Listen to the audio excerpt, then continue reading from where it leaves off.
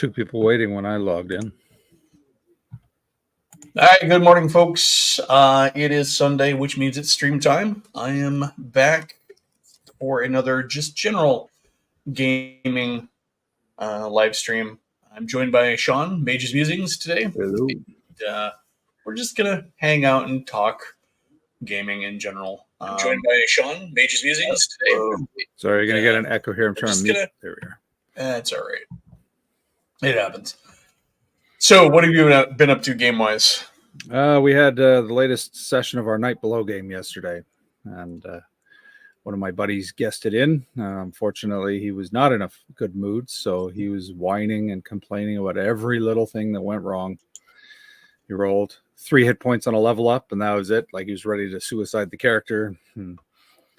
You know, every time a rule would come up, I'm doing heat exhaustion rules and stuff like that from Wilderness Survival, he would bitch and whine. Oh, Gary Gygax clearly never took a walk in the woods. Like, all right, shut up, right? It's like, wow. It's just not in the mood. Is that somebody who doesn't play with you often then, or? I've known him since junior high. He doesn't get out much lately because he lives out of the city, but it's just, yeah, it's like, all right, so be it. It's one of those, it makes it difficult to invite them back. Yeah, that's unfortunate. But all in all, I mean, the game went well enough. It was a fairly slow burn. We were down 2 regular players, so the group used their alternate characters and they did a scouting mission. That's cool. Yeah. I buy the sword game tomorrow. Don't know if we're doing anything tonight. I know Cody wasn't feeling great, but we're getting ready to. We're going to be starting another game with him for a while the second edition game's on hiatus. Mm-hmm. So we'll see about that. I have been working on stuff. I've been writing some rules sets for. Oh, here's Grumpy. Hello, sir. Oh, hey. Oh, yeah, I've been writing some rule sets for miniatures games, and then say that again. You're kind of garbled. Grumpy. Yes. Greetings. There. Yep. Okay. Coming through now. So, what have you been up to, Slam? Game-wise, we ended up not having an OSC game yesterday morning. The game master didn't show up. So we rolled characters for Axe, and yesterday evening had the Axe game that Omenal was running. That was quite fun. Different system. It's quite interesting. Different approach to stuff, so I'm quite enjoying it so far. Cool. Otherwise, not much. Oh, dropping the ball on stuff, as you know, Elfbait. It's funny. I was looking at the fanzine yesterday, and I'm like, I keep wanting to add more to it, but I'm like, I need to see what its page count's gonna look like once get like art and stuff in there. Yeah. Because right now it's at like 24 pages, I think, which is pretty decent for a fanzine. So I don't want to make it too huge, and I don't want to pretty respectable for a fanzine. And I don't want to dump all my ideas into the first issue. So, but as mentioned, I'm writing some rules for the miniature side of my hobby. So that's a thing. Was earlier creating a sheet for building a small town for horror games. It's sort of a worksheet. So that's fun. Kind of out of my spooky town idea that I had. But I was watching, actually, right before you came on, it's funny mentioning it with you coming on because you did that really cool remapping of Barrier Peaks. Watched a pretty good rundown on Barrier Peaks. And got me thinking about like a lot of the complaints about technology in D&D, like bringing in the sci-fi stuff into D&D, and I'm like, I've never really had a problem with it, as in the context, say, of like Barrier Peaks. Mhm. Barrier Peaks is not a constant feed of science fiction. Even if you run it in your D&D campaign, your party's going to come out with some gear, probably, and then eventually And the that's gear's going to run out. Yeah, it's The going power to run packs out. are going to run out. Yeah, power packs will run out. It'll break down. They won't be able to maintain it. So it's not going to kill your campaign. Not to mention in a setting where wands of fireballs are things. Really how game changing is a laser blaster. It's just a magic item by any other name. A spaceship, it's a dungeon. Monster, alien life forms are monsters. So it doesn't really. I don't feel like that sort of usage of sci-fi in a fantasy game is really all that game breaking. Now I can understand people, if you don't like sci-fi in your fantasy, peanut butter, then it's fine. I get that. That's cool.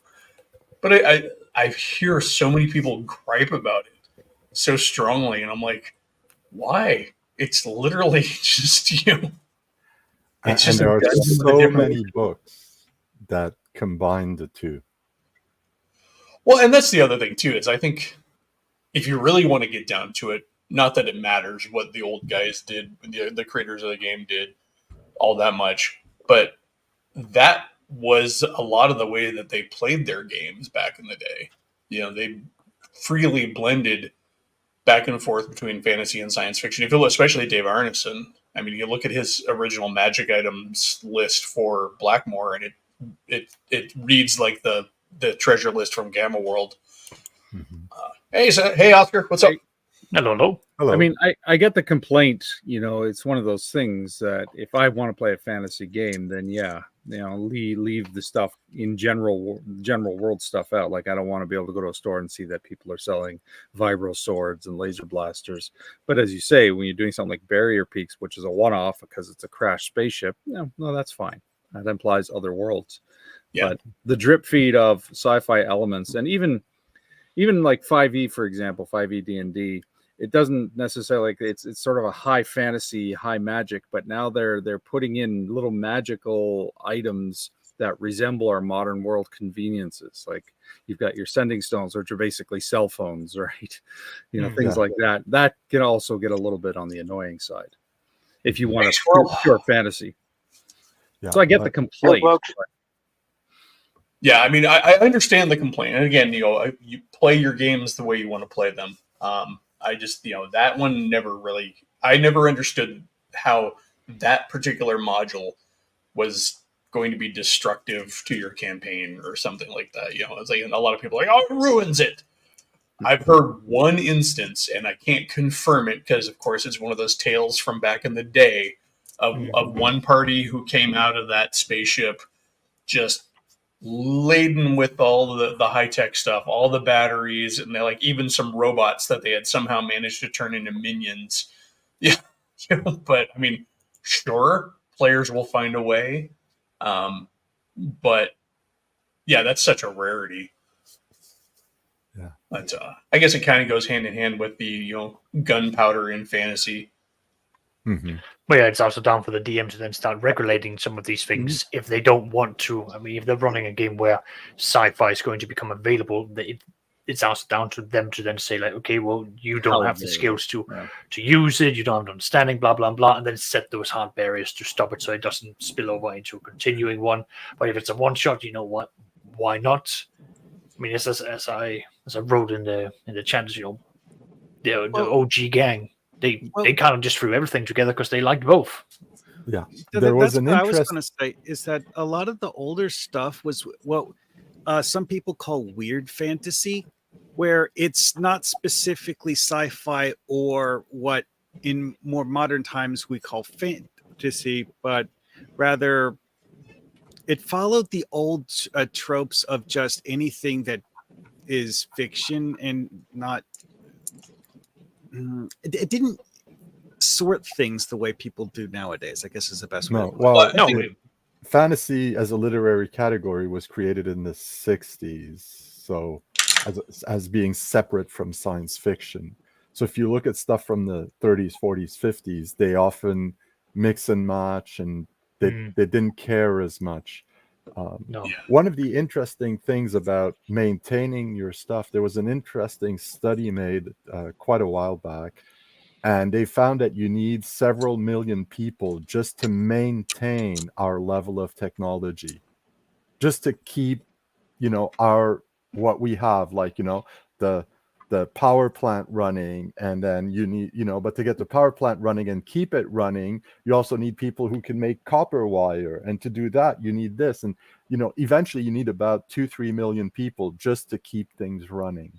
Because all those skills will be did you needed. ever look at an analysis of just how many people are actually needed to make a single microprocessor?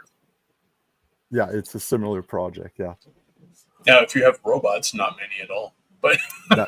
Well, see, this is a trickle down thing, though. It's like this is the tool at the to level of make robotics they have in S3, you Oh, don't yeah. need any people at all. No, because they're essentially AI. But again, though, it's like we're talking about the amount of infrastructure, and how do you create all of that infrastructure in order to get to the point where you can automate it? Yeah. Once it's created, though, it's beside the point, because it creates itself at that point. Yeah, but the point. But that's beside the point. I mean, You still need a huge amount of infrastructure. Yeah, but like if you were bringing back to, for example, gaming, I don't think very few groups, let's put it that way, very few groups want to go into that level of detail, whereas most of them would rather do the whole, well, I cast Wall of Iron, I used Fabricate, and I used all these other spells to just bypass all of the requirements for this.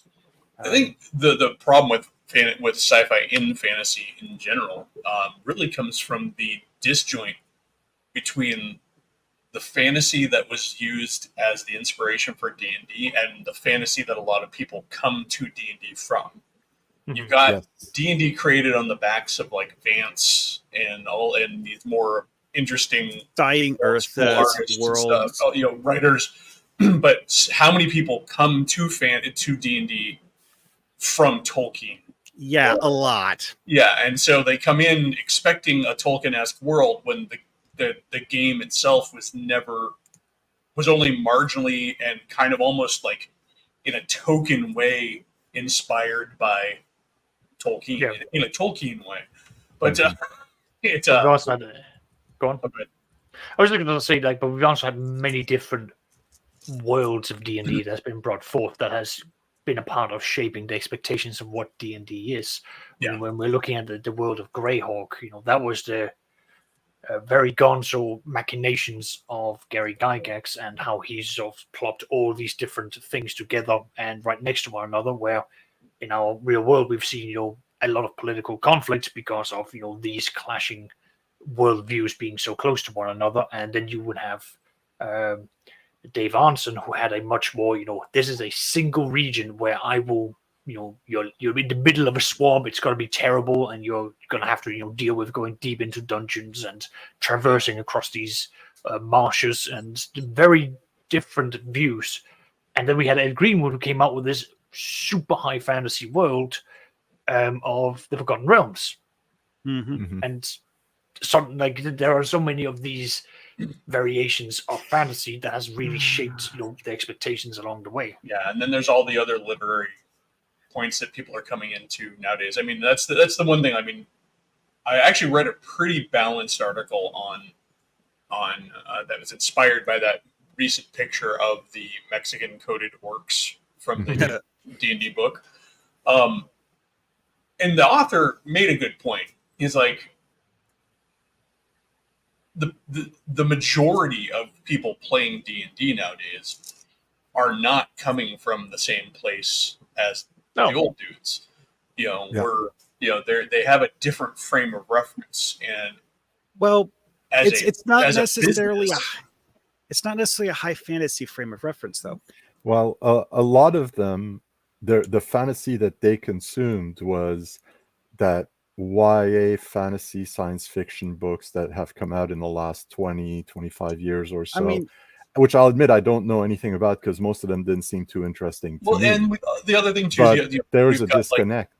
Just in Yeah, what I and said, there's a disconnect, you know? you've got the Harry Potterisms Mhm. that work a lot. Some people, their start in fantasy literature is begins at Harry Potter. And Yeah. people A lot who of watch people. Anime and want to have a TTRPG campaign where they act out. Yes, but all anime. of that's valid, though, is the thing. Yeah. And that's I think why I think honestly, original D&D or older D&D was made with a world in mind. It's written in the rules and the world are kind of interlocked. Mhm. It's not until later that with like Dragonlance or Dark Sun, Planescape, and stuff that we see that mold really start to peel away. Even Forgotten Realms is just Ed Greenwood's version of Greyhawk in his mind. And the original Forgotten Realms is not as high fantasy as it is now. Forgotten Realms is just a label that is slapped on the current version of D&D because that's the thing that they own outright. And I think as a business model, they're trying to make D&D as broad and general as they can to appeal to the much wider fan base of fantasy. Because even across, fantasy is so much more widely read nowadays than it was back in the days of D&D starting up, that you would either have to make a dozen different games, all for different worlds, which a lot of people would prefer, and honestly, I think there's an argument for that, or you make a very generalized, open game that can accept everything, which is kind of what they're doing now for D&D. It's kind of make D&D your own. This actually gets on to something that's really old discussions happened like 30 years ago, where some guy who was a prominent sci-fi writer, I keep forgetting what his name was. Someone asked him what the difference between science fiction and fantasy was. And his explanation was the way that the characters in the fictional world understand the world around them. It's like if the characters don't know what's going on, it might as well be fantasy, whether or not you have them in spaceships, because of the fact that the characters' approach to seeing the world around them is mystical. They don't know what's going on. But if the characters can, give you a nuts and bolts explanation of everything that just happened, regardless of whether it has magic in it, if the characters understand the magic isn't mystical. I would say that's debatable, but because Go ahead. I can think of a lot of stories that actually play on that. So, for example, there's a story called Universe by Robert Heinlein. Actually, it might have been Heinlein. It's maybe, but in that story, I think it's people are in a generation ship, but they've forgotten they're in a ship, and their approach to everything, because they've lost the technological knowledge, is mystical, but it's still science fiction because we know what they don't know, that they're in a futuristic setting in this generation ship where they're fighting for survival. If I remember, one of the exact lines that he said was, "Sufficiently advanced technology is indistinguishable from magic." Law. That's Arthur C. Clarke, isn't it? Yeah, that's Clarke's law. Well, but like the whole thing I was going with for this, though, is that the reason why it's indistinguishable from magic is that the people looking at it can't understand it. They don't know what makes it tick. No, he's talking about the effect. He's talking about, He's talking about the effect. Star Trek, for example, has technology that really borders on magic. Star Trek actually does have outright magic in some cases too. Beside the point. The point is that it's got a technological basis, and we accept that they have a technology that can do it, as opposed to somebody waving their hand and binding the energies of the cosmos. Yeah. In the case of Star Trek, in many cases, it's a technology that few people understand well enough to actually recreate it, but you actually see people in universe who do. How many people who drive cars today actually know how one works? Yeah. I have It's no my clue. magic. The flip side of that, I though, put is- My the hand magical- on the thing and it erupts to life and takes me where I want to go. But that's listen, the Jim, word, that's- 40K, is- strike the rune of ignition. Yes, thank you. Say the litany of to the machine spirit, and I mean, there are actually cars. which literally is sitting behind your seat, going, "All right, come on, baby, start. Come on, baby, start." Yeah. And then like I have actually bumping heard on of the dashboard. voice-activated cars. But at the same time, to go back what you're saying, though, I think you can very much have a true magic system where it is fully understood as well. Mm-hmm. It's just, it Yes. comes down to the source. Yeah. Some mystical energy that permeates the universe that has no scientific foundation, yet we've figured out how to make it work. Spells, Yeah. incantations, runes, whatever, is still magic, even though it is fully understood by the people using Oh, it. that brings up another one. It's like the differences between settings where spells invoke deities versus settings where spells simply channel the fabric of the universe. I mean, really, if your gods exist and you're just working the religion, then what's the difference between that and the spell, really? I mean, Well, it has to do with whether or not it's associated with the religion or if it's just someone channeling fire. Well, I mean, I don't know. It sounds like how the DM presents the world. Yeah. Exactly. Because, but I think that's what then makes each game unique, each world their own thing. I mean, I was having this as a discussion with my group yesterday where we were talking about, yes, there's about 10% of the world has got magical powers. There's not a lot of magicians I've been throwing at my group. So by all standards, even the lowly cleric I can cast maybe one healing spell, that should be considered to be a miracle. And then, once they get more and more powerful, they're still powerful by an NPC, but maybe not as, scarily powerful as the players. But it's one of those cases of like, well, how do you differentiate between the various power levels when the average pleb is still going to be looking at them and going, they could just control reality.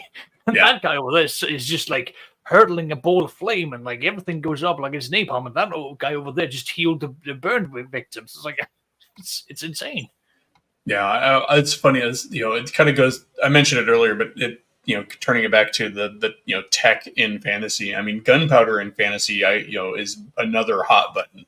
I don't think it necessarily ruins the fantasy. No, I think honestly, a black powder firearm is one of the worst adventuring weapons you can take. I just go back to like Warhammer Fantasy. I'm just like, well, what's the problem here? You still have rank and file soldiers. Why? Because it takes you ages to load a musket. It takes you ages to get cannons up and running.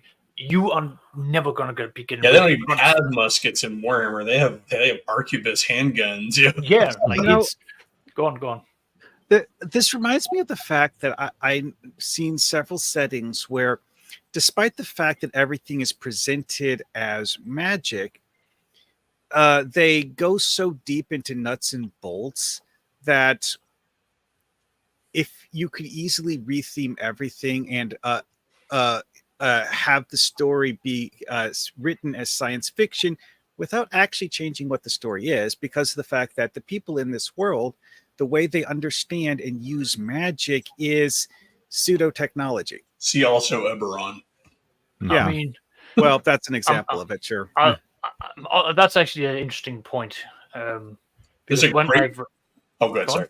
No. I was just going to say, like, on that vein, because I've finished reading The Inheritance Cycle by, what's his name? Christopher Paolini, with, the Aragon series. And he basically explains the whole concept that magic is just a language, the high language of elves, where you just basically say certain phrases to then use the elements around you, but it's the whole concept of, every action has got an equal and opposite reaction. So you've got to, feed the energy in from somewhere. So that's still being explained. But then towards the end, the main character is being told, you think you understand, the powers of magic, but you're not understanding that this is just the tip of the iceberg. There are elements and events in the world that magic cannot explain. And if you start going looking for them, it will drive you to madness because, there, no matter how much you want order to exist, there will always be chaos beneath the surface. And for a human mind to glimpse true chaos means going insane because it unravels your mind or something. It's the whole No, All right, go on. That's a matter of universe too. But there's actually one really good fantasy series that shows people using magic at scale. It's if you ever it's the Monster Blood Tattoo / Lamplighter series. Changed it to Lamplighter to make it more library friendly because it's a young adult fiction series. It's not a YA romance series. It's kind of cool though because instead of being medieval fantasy, it's a tricorn, sort of 18th century analog, and in there, it's a fantasy world though, because outside the cities is populated by monsters everywhere. The oceans are made out of this acidic vinegar, and like they have to have special ships to go through them and stuff. But when the main character is preparing for his journey at the start of the series, he goes down to the magic district, basically, where they've got these big Dickensian factories where they're dipping racks full of long coats into alchemical mixtures and, moving them along. And then the next rack comes in to make the magic armor that's basically musket ball proof long coats. They've got these witch hunter guys who have these boxes they wear on their face that put artificial tissue up into their sinuses to give them enhanced senses. The ships move by motors that are controlled with muscles and a heartbeat that move the oars and stuff. It's just a creepy, weird world, but it's magic that is the technology of the world. But it's interesting because just when you read it and you see that they're doing all this stuff on a level of scale, it kind of makes you think back to that old joke about the one comic in Dragon magazine that shows the conveyor belt with the +1 magic sword stamp. Yeah. But Yeah.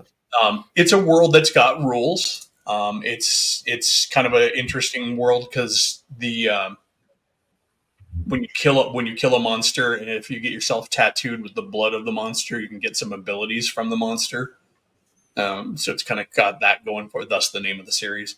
It's a really cool series. The author is an artist who had just started sketching out this world and then decided to write it. But yeah, it's pretty good.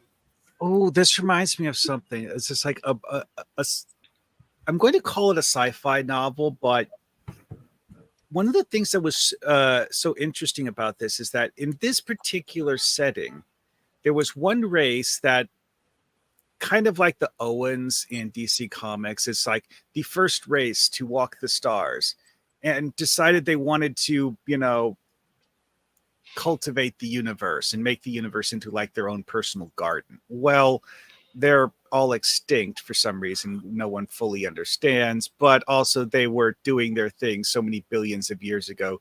No one really knows how they did any of it. But they created this planet in the center of the universe that, because of the fact that different places in the universe have different physical laws, they somehow warped this planet so that different sections of this planet had different physical laws to match different locations in the universe so that they could create civilizations on this planet and transport them to other places in the universe. But this creates the situation where you have like low-tech sections of the planet, high-tech sections of the planet, and then you have places that use magic instead of technology at all. And it's a very strange setting because people go from different sections on the planet to other sections and have to have methods that work in all of them. Welcome to the planet contrivance, where we have created the ultimate contrivance to tell whatever story we want to tell.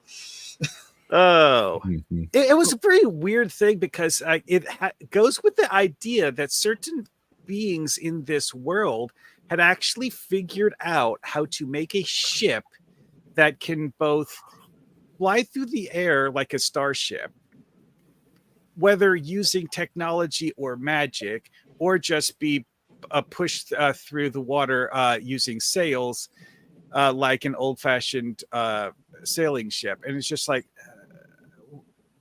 it's just such a weird idea. They had that in Spelljammer, yeah.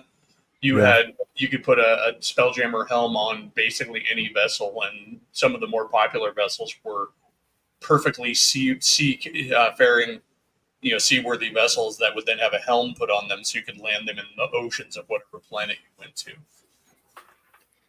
Yeah. Good discussion on the whole magic or the tech in fantasy. But yeah, that was my. So here's something you want to flip it around.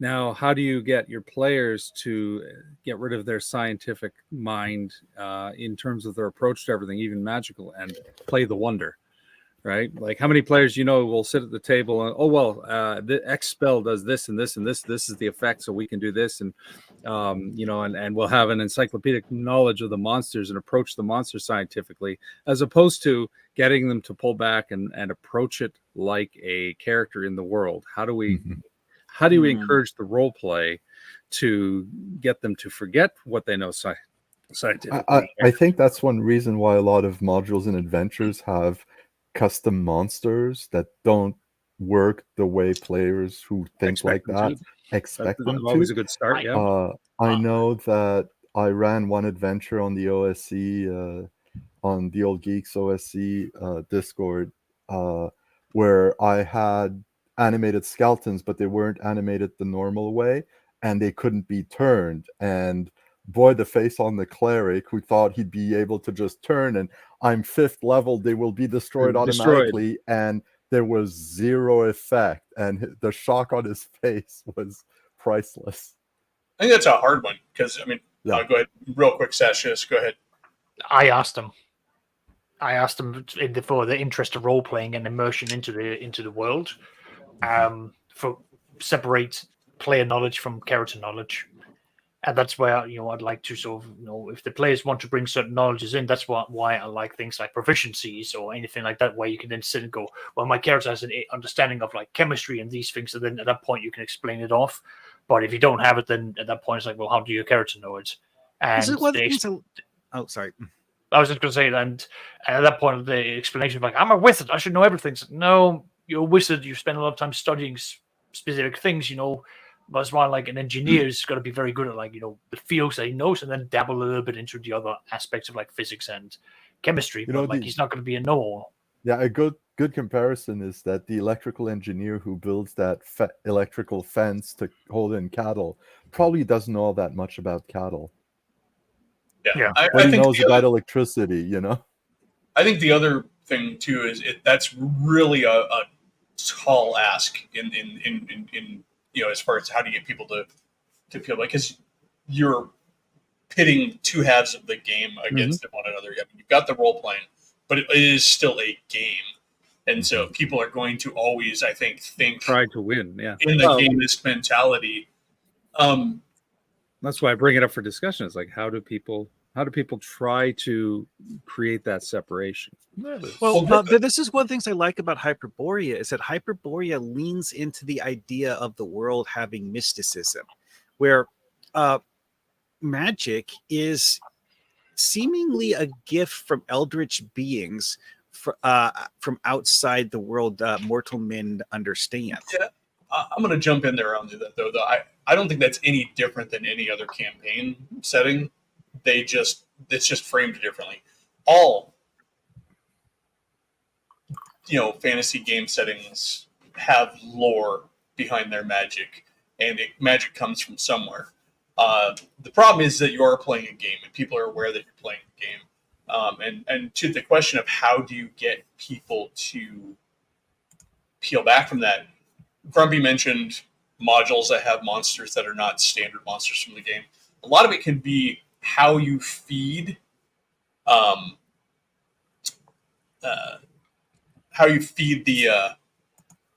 the information about the setting into the game. You as the GM should speak in terms often maybe of the effects of magic and not try to just name drop spells. He casts magic missile at you. You take D4 plus 1. Yeah. Yeah. Describe, like, when you are the GM, spend some time just describing what happens and let the players try to figure out what it is. He says some word, the priest says some words and a bolt of energy flies from his hand. What did he cast? Doesn't matter unless somebody wants to call you on the rule. Yeah. There's a Dragon magazine article from the 80s where they suggest that you change the visual look of spells because and the example they give is that something emits from the caster's hands, it flies towards you and explodes in a big ball of fire. And players think, okay, that's a fireball. He must be at least 5th level, blah, blah, blah, blah, blah, blah, whereas if you say, the caster raises his hand and, there's an arc of light that lands and the shape of a dragon appears and flies off in the air, and the heat of it all, the dragon's in flame and the heat of it all burns you for X damage.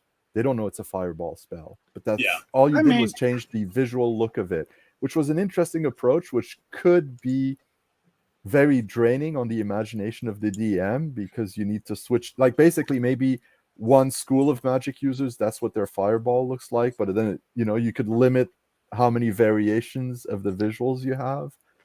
This reminds me of two different things. One is that in the same vein of DMs creating their own monster manual so that they don't use standard monsters, you can do the same thing with the spell book.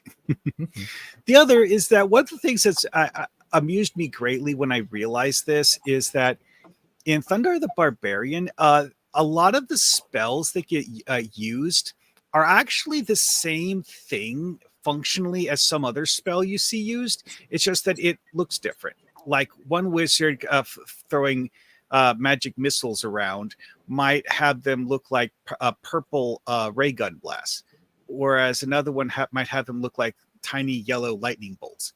But it's functionally the same thing. From the Dragon article, it's actually a concept that is fully embraced in the mainstream of the rules in 5e. They talk about changing the special effect or even maybe the damage type on a spell even. As long as it's done consistently, like, okay, I want to be an ice mage and I want this effect, but the only spell that's in the library of spells that are printed in the book that has this effect is a fire spell. Can I make it an ice spell and have it do cold damage instead of fire damage? Okay, cool. You're not doing any more damage. You just have a different effect. And as long as your spell is now that spell all the time, there's no real problem. You don't get to suddenly go, well, I need to light a fire now, so I'm going to use it as a fire spell. Okay, no, you said you wanted to be an ice mage. So now your spells are ice. Your web spell could be a hoarfrost kind of an effect, where like ice crystals grow up around the person. Seeing especially as the new version of web doesn't do any of the other stuff like suffocation or anything like that. Although it's kind of hard to justify the flammability of it, but you know what I mean. I mean, you can vary it.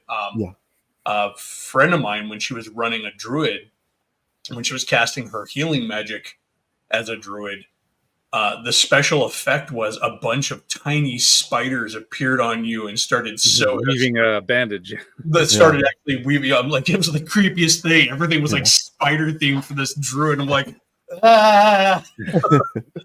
On a related note, there was one of the best of the Dragon magazines had an alchemist class, and one of the notes they put in is every single potion, no matter what kind that a given alchemist makes, will have the same color, text, feel and taste as any other that alchemist makes. But if a different alchemist makes it, the same, which is weird.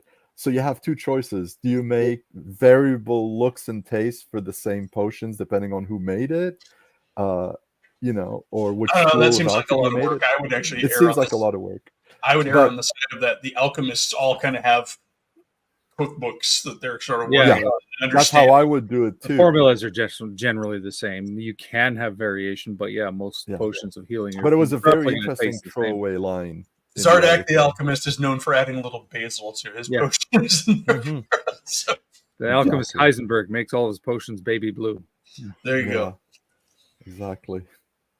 But no, it's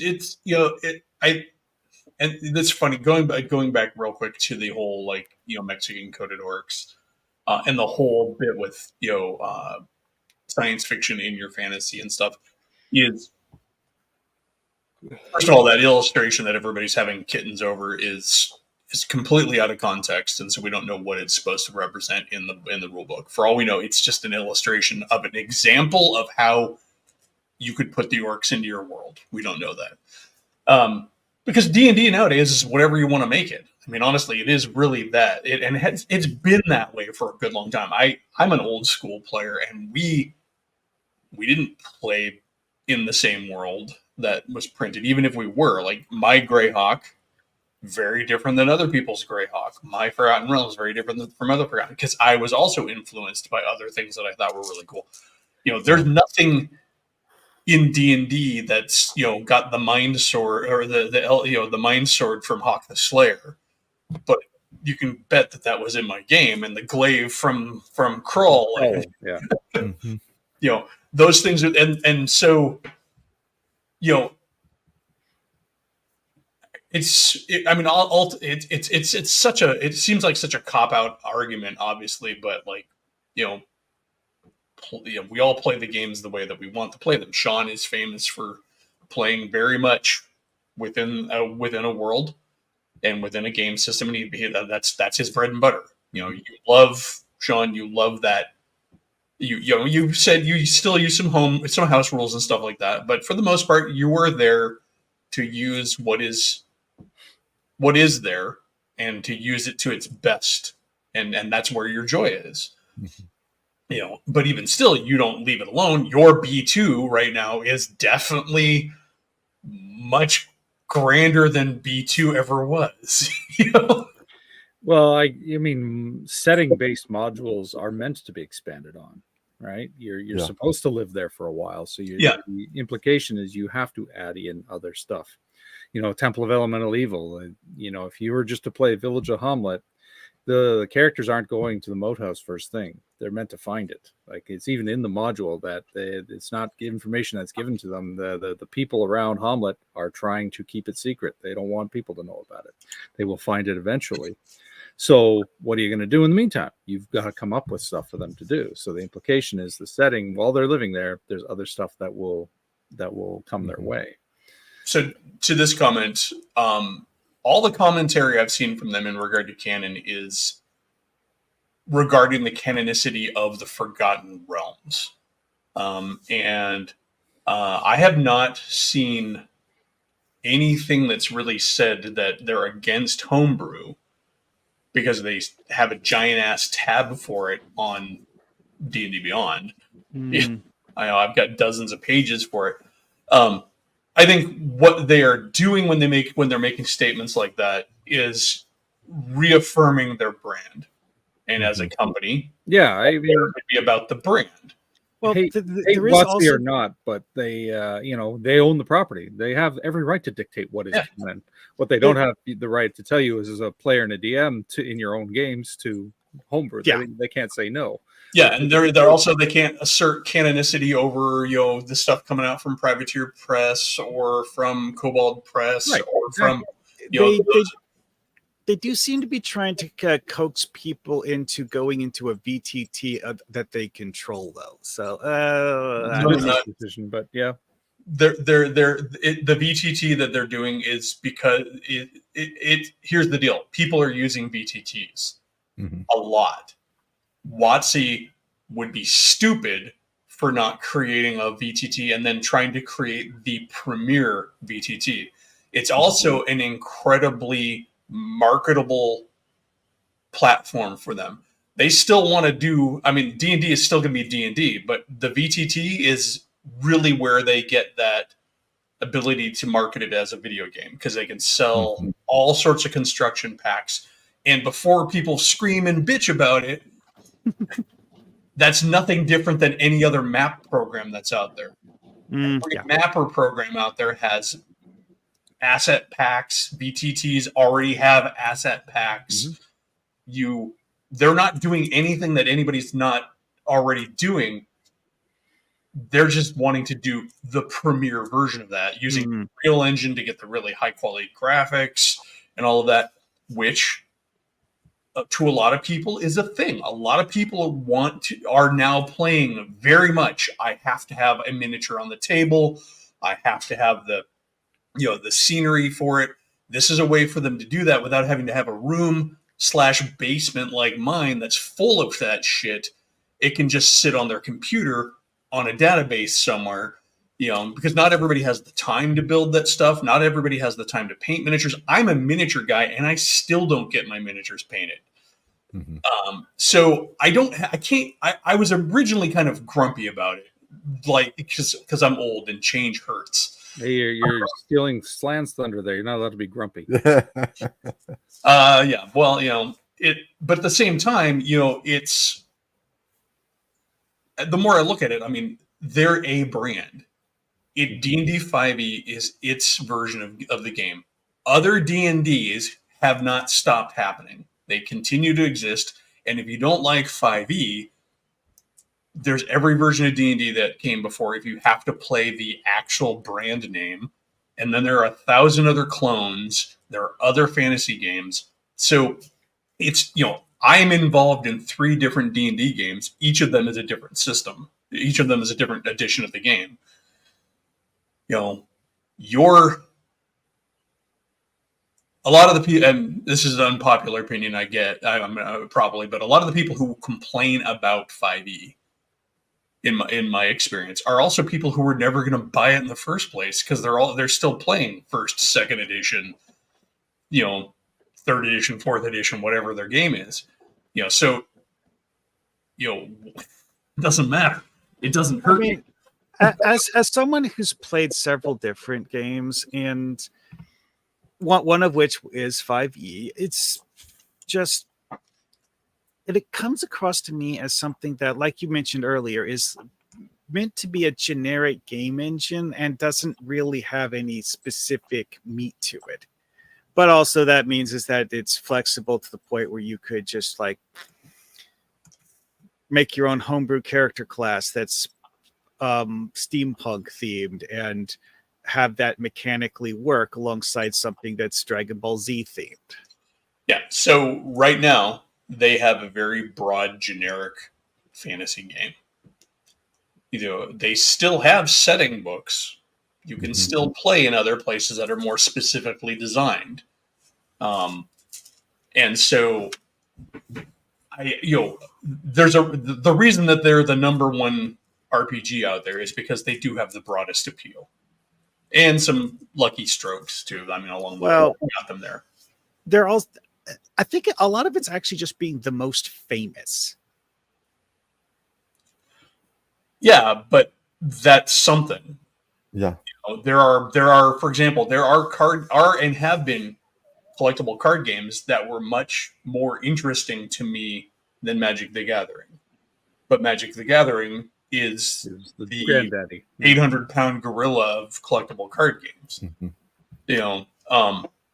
D&D will always have that. The problem with D&D and the problem with any new edition of any game is when when it starts to grind against the old fans. And not to start edition warring, but that's true of anything. Whether it's a car design or a burger joint or a software design company, when the company's new product stops resembling the stuff that you came up with with that company, you feel left behind. But markets change and shift. Everybody is ultimately going to get left behind by big companies because they have to. I used to be a huge Warhammer fan back in the day. I left for reasons. I watched one entire army get nixed from the game completely. I watched another army have so many of the assets that I had bought written out of the army. And then the company over time, just not the politics, but the business sense of the company really just started to irritate me. But at the same time, that company's still around and doing fine. I'm not their customer base anymore.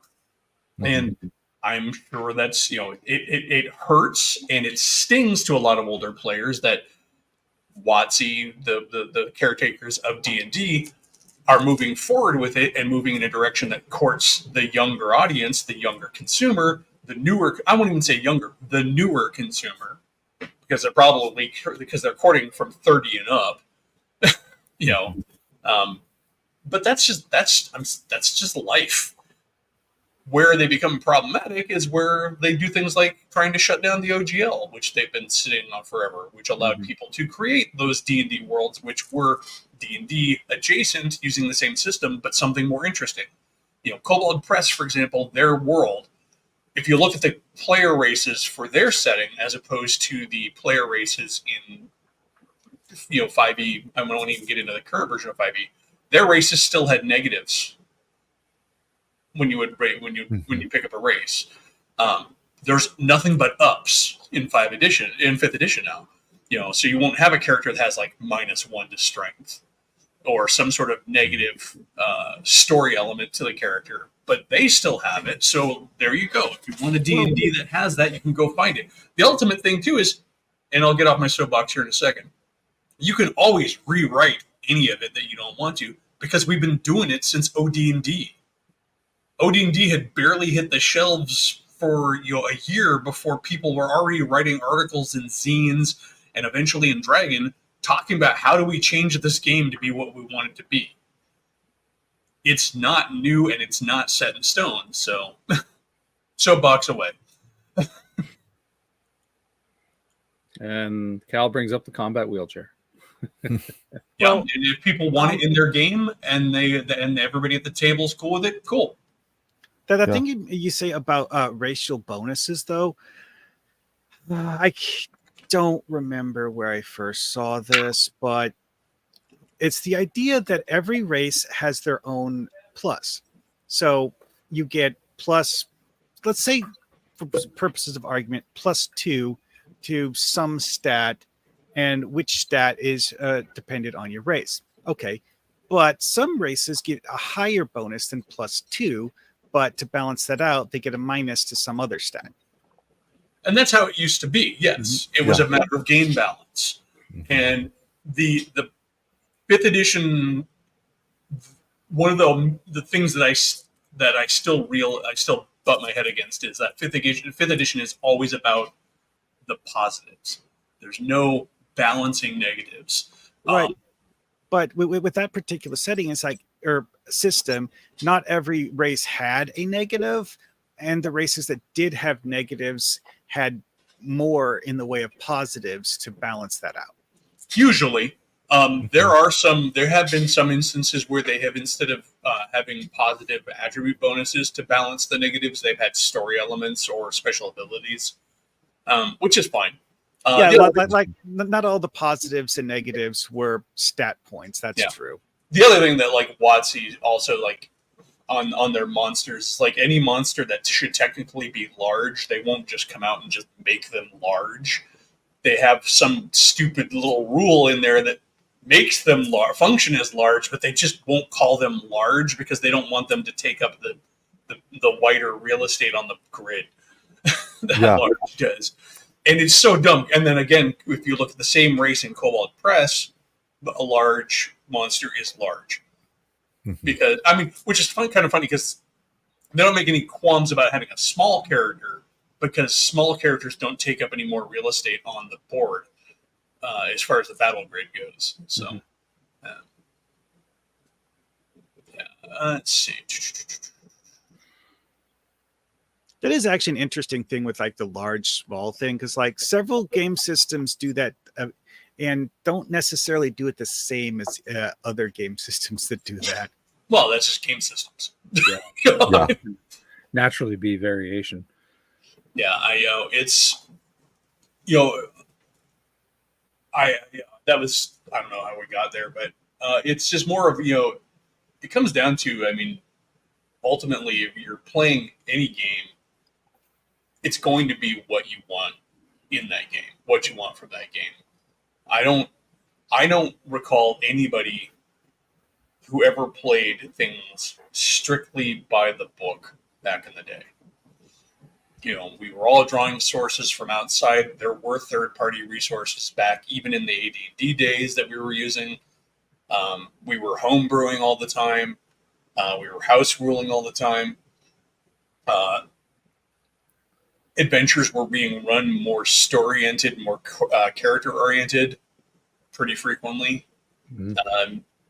Even though you listen to folks, they're all about like, oh, back in the day, it was all about the dice, and it was all about the combat, and it was not like There was a number of story to times- explain why Power you're rolling fantasy. dice. The number of times as kids we said, "Oh, I don't like that rule," and you didn't think about game balance. You didn't think about any of that stuff, and you just, "I don't like that rule. I'll remove it. We're not doing it." End of story. And that's how you learn to homebrew properly, by because eventually, because that rule's not there, you realize, oh my god, like this thing is happening now that I don't want to happen, and you have this domino effect. You start to discover it by doing things like that, and eventually you know how to make a rule that's not going to break the system. You read your a book or a comic, or you saw on TV or a movie, and you wanted to add whatever's in there because it was really cool. Like I want, or in a lot of cases, for example, like you may not like the elves as they're written in D&D, and so you want to lean into the Tolkien, the Tolkien stuff, and make your elves much more powerful or potent. You try and figure out ways for that. My dwarves in most of my games were very heavily influenced by the Kingdom of the Dwarves book that I picked up when I was a kid. It's a really good book with a lot of great visuals, and it got my imagination going.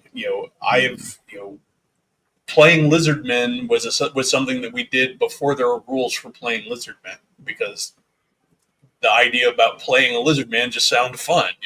Mm-hmm. Yeah. Well, like me personally, if I was to write a TTRPG campaign using Dark Elves, I would actually want to base them on the Svartalfur in Norse mythology rather than the D&D Dark Elves.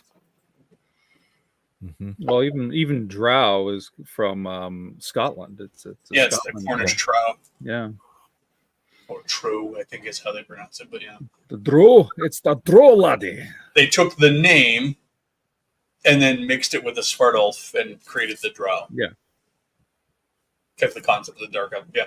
I mean, if you really want to get down to it, like elves and dwarves are practically interchangeable in Norse mythology. So, that's actually kind of an interesting thing, though, is that the word Svartalfur is actually the root of the word dwarf that we use in TTRPGs somehow. It's just like, wait, how did those get?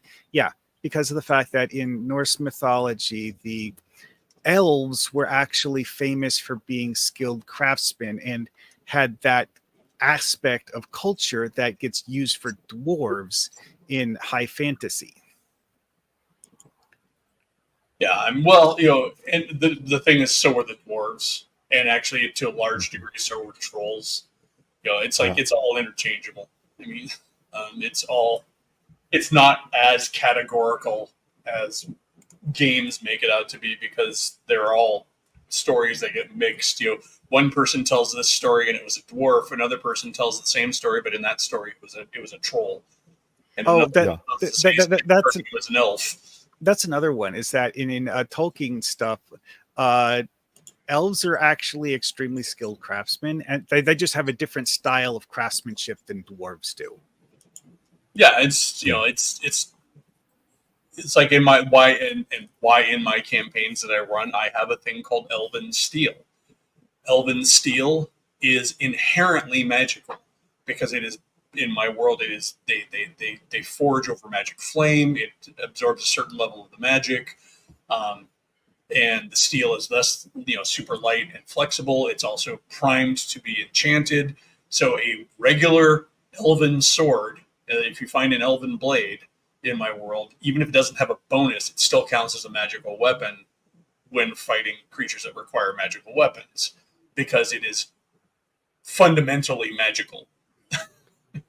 Yeah, that brings up another interesting point. But that's part of their craftsmanship.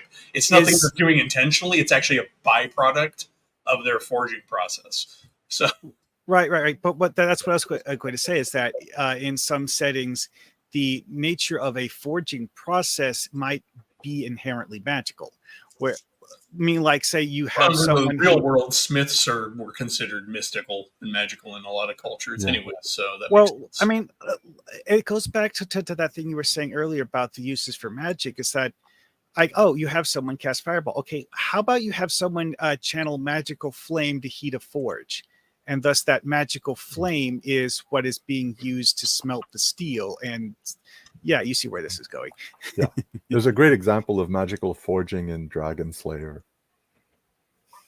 Yeah, it's actually really good. Where he was like, "We need to get the we need the to get more hot. heat. We need, we can't get it any hotter." So he invokes magic to forge the blade.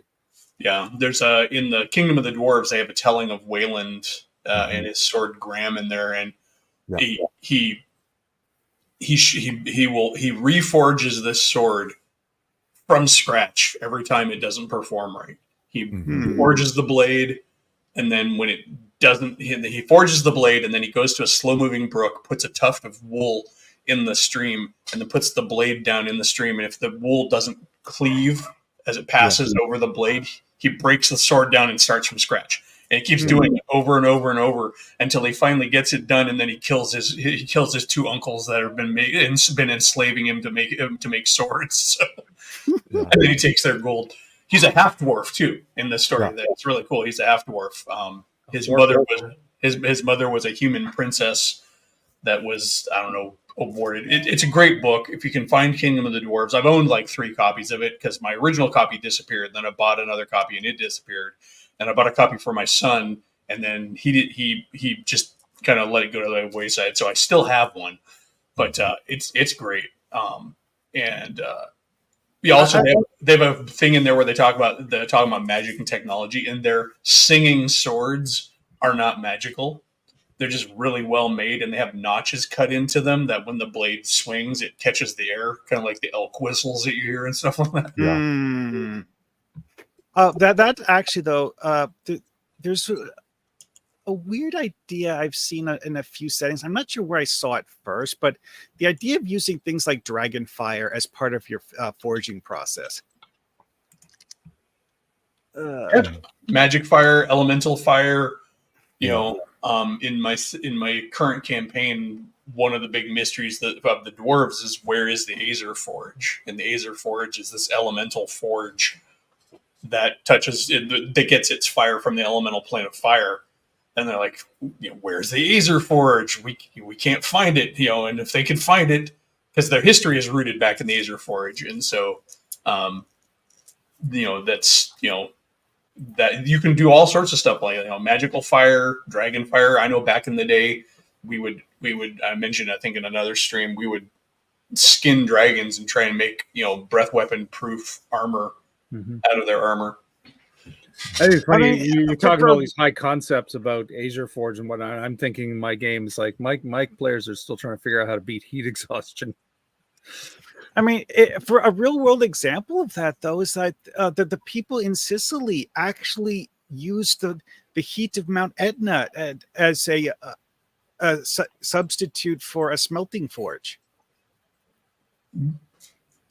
Like, it's an active volcano. It's like, yes, a potent heat source. I'll just hold this over the lava until it gets warm enough to work the steel. Yep, and there's some guy who in Hawaii who uses the lava to cook food.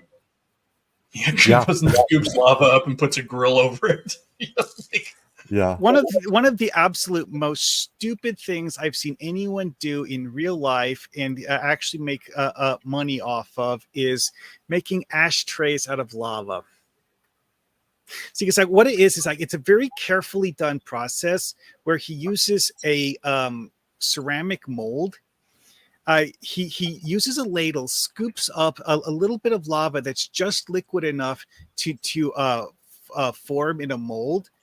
Scoops it up with a ladle, pours it into the mold, closes the mold to squish it into the right shape, and then a few minutes later, it has cooled enough that he can pop it out of the mold. Sounds legit to me. Yeah. And he uses this to make ashtrays out of lava. Yeah, and in Why a not? fantasy setting, if you have let's say you have some weird island culture or something like that lives on a volcanic island, maybe that's how they're making their swords and their weapons. They're actually molding them out of raw obsidian and then letting it cool. I've actually watched a video where a guy he actually melts obsidian down and casts it into a blade to see if it'll work. It doesn't work great because obsidian is brittle. So, but we're also talking about a magical fantasy setting, so it doesn't have to.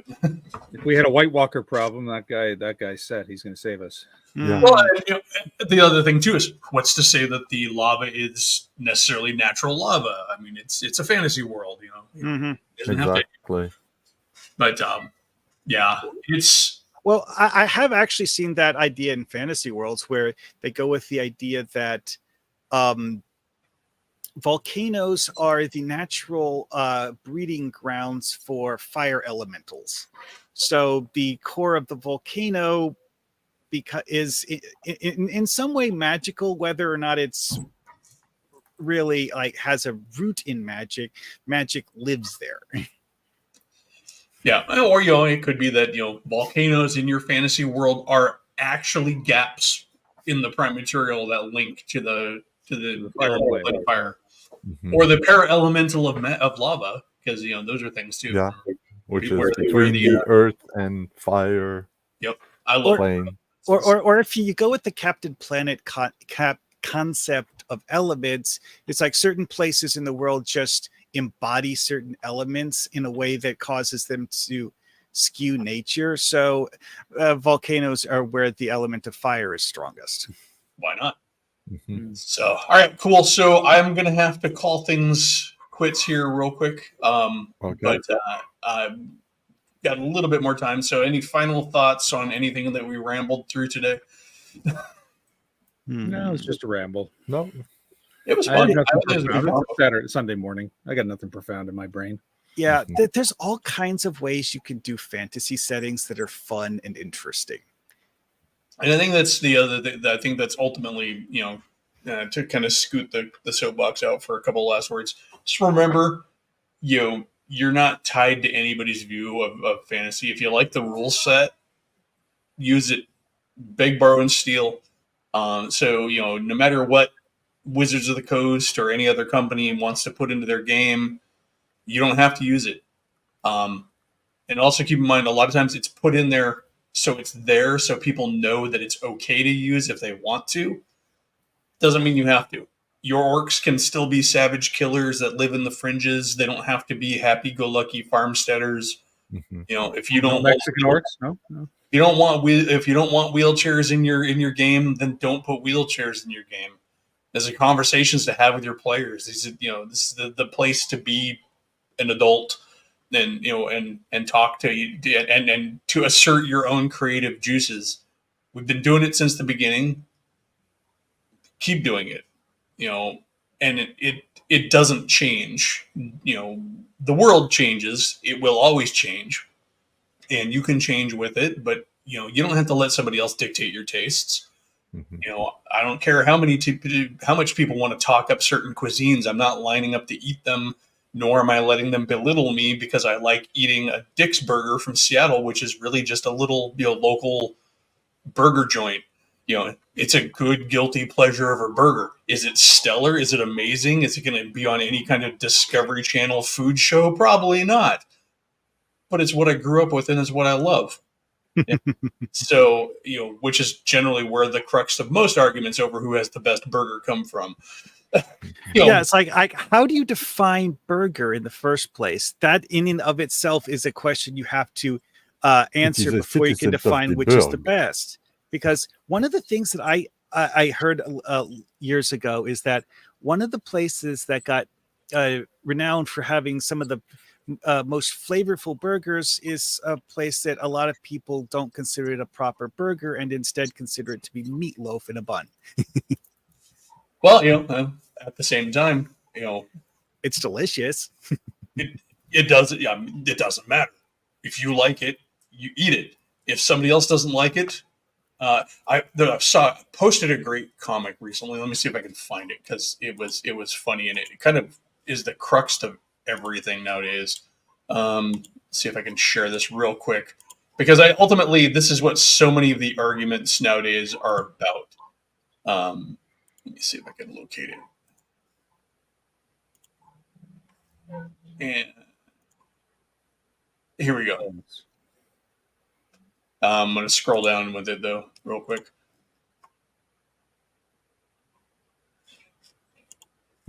Yeah.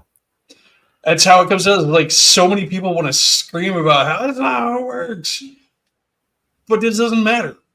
Play the game you want to play. Mm-hmm. Enjoy the fun Exactly. that you want to enjoy, and let other people do it. And also, just because it doesn't make sense to you or it seems silly to you, doesn't mean that it's not important to somebody else.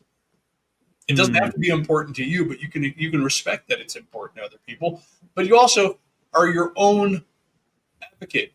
You don't have to let people into your games that you don't want to let into your games. Have good reasons, and don't be a dick about it. But also, if you're a player looking for a game and you find a game and they don't want something that you really, really want, that's not your game. That's not the game. Just like if you're going out and you're searching for a restaurant, to use that analogy again, and the barbecue place doesn't have vegan food, don't bitch at them for not having vegan food. It's a barbecue place. Move on and find a vegan place or a barbecue place that does have a vegan option. Well, we're getting to realms of entitlement, and that's a whole other stream. Oh Yeah. my. Yeah, but I guess I'm speaking. I know my audience, and I'm hopefully speaking to the people who more have to deal with the entitlement than are entitled. And I would say that at the same time, it may seem dumb to you, but it's important to somebody else. Like I could give two fucks about whose favorite Star Wars is what, but it's important to people. Again, looking at this comic here, it's okay for them to have that opinion, and it's okay to find joy in it. Just don't shit in people's fucking yard. Yeah. Mm-hmm. Move on. There's plenty of games. If you can't find if the table you're trying to join doesn't play games the way you want, find another table or start your own. Yep. But that's where it ends. That's where that exchange ends. Also, be nice when somebody comes to your table with ideas, as long as they're being nice, that don't align with yours. It's like, all right, guy, like that's. Sorry, that's not how we're playing things here. That's not the world I have set up. And then move on. Anyways, I'm going to tuck that soapbox away. I'm going to thank all my guests for coming on and chatting with me today. I appreciate that. Saxius, you were here earlier. You had to take off. And to everybody who showed up in the chat, I appreciate it. A lot of good comments. I'm sorry I didn't post a lot of your comments up on the screen, but we have sort of been talking around the same points. So I didn't see the need to really highlight anything in particular. Hopefully you'll be back here next Sunday. I am working on a video that I'll probably post up in the middle of the week, going back to my whole bit with using small towns as horror settings, and it's going to be sort of a construction sheet that I created for putting together a small town horror setting. So I'll put that out. It'll probably be a non-streamed thing, but who knows? Anyways, on that, Sean, chill your channel. Sean, Mage's Musings, Puppet, Recap Theater, blah, blah, blah. Yeah. Posted a new video yesterday, latest Old School Essentials recap. And I've got a couple of videos coming up. I'm working on talking about BECMI weapon mastery, if anybody's interested in that. And I'm finally doing my deep dive into AD&D combat. I'm breaking it down to a multiple part series. So that's what's on the horizon. Grumpy. Grumpy Old Slan. I talk about whatever strikes my fancy. Actually posted a video this morning about 3rd level druid spells in Unearthed Arcana. Part of a series. I'm trying to cover all those new spells, see what they're like. Yeah, they're good videos. I've really enjoyed the Unearthed Arcana Thank you. spell videos. It really does illustrate how some of the newer spells that, especially like the Goodberry one, for example, how the old Goodberry spell, I would actually just sub that in for the current Goodberry and call it good and be happy with it, I think. Mm-hmm. Marhockman, you do have a channel. Yes, I mostly post things related to understanding how the world building works in Star Trek. And I've been for several months doing a series of videos on specific episodes of Star Trek The Next Generation and the various plot elements that you find in them. And the most recent one was actually just about the concept of alien monocultures in Star Trek and how it's not exactly as monolithic as people tend to think it is, but it's more that a monoculture has a single aspect that defines the culture, not all of the individuals in the culture. So if you want to hear what Marhockman has to say about that, go to his channel and watch it. Yep. I don't have time to let you give a full synopsis, sir. I got to get Yeah, going. I know. All right. Have a good one, everybody. Enjoy your Sundays. Here's all. And I'm going to Yep. try and see if I can get another video out this week. I really got to start busting my butt and do that. I have time. I just have to have motivation. Take care, Let everyone. Rose- And